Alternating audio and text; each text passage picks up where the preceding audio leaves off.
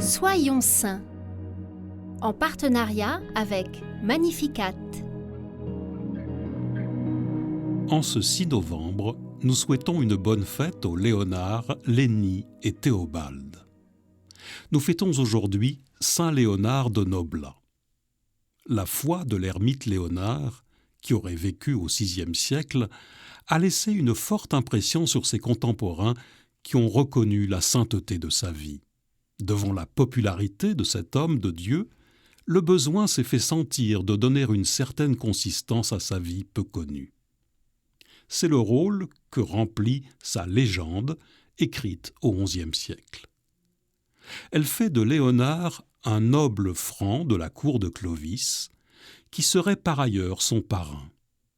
Lorsque Léonard est en âge de prendre les armes pour rejoindre les troupes de Clovis, il s'y refuse, car il a horreur de verser le sang. Il reçoit la tonsure par saint Rémy, et lorsque Clovis essaye de le faire évêque, il refuse encore. Léonard ne souhaite qu'une chose, c'est de venir en aide aux prisonniers du royaume et en délivrer. Clovis finit par l'y autoriser. Léonard s'attelle ainsi à cette tâche et parcourt le nord puis le sud, convertissant et libérant à tour de bras. Arrivé en Limousin, il est arrêté par les gens du roi d'Aquitaine qui rapidement voient en lui un homme de Dieu.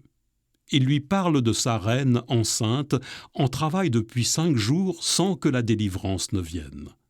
Aussitôt que Léonard prie pour elle, la reine accouche enfin, libérant ce tout petit bébé prisonnier. À sa mort, son tombeau, sur lequel se produisent de nombreux miracles, devient un lieu de pèlerinage et donne naissance à la ville de Saint-Léonard de Noblat. Bien plus tard, désespérant d'une descendance, une autre reine, Anne d'Autriche, fit de ce lieu une des étapes de son pèlerinage pour demander au Seigneur un héritier. Seigneur, nous sommes souvent prisonniers de bien des choses comme l'orgueil ou l'égoïsme. Nous te demandons aujourd'hui de nous faire la grâce de nous libérer de ce qui nous empêche d'être libres pour mieux te mettre au centre de nos vies.